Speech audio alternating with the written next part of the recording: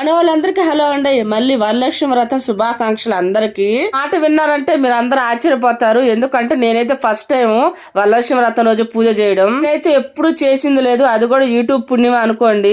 నేను పుట్టి బుద్ధి ఎరిగి మా అమ్మ అయితే వ్రతాలైతే ఏం చేసింది లేదు. ఏమన్నా దీపారాధన చేసుకునేది, ఒక కొబ్బరికాయ కొట్టుకునేది అంతే.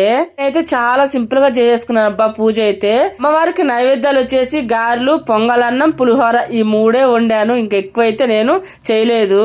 అలాంటి చాలా తక్కువ బడ్జెట్ లో అయిపోయిందండి నా పూజ.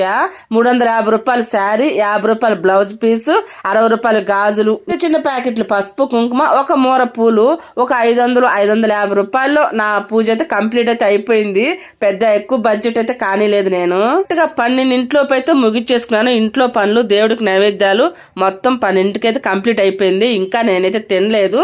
వాయిస్ ఓవర్ ఇద్దామని అయితే కూర్చున్నాను. వీడియో పెట్టేసి నిదానంగా తిందాంలే అని అయితే బై.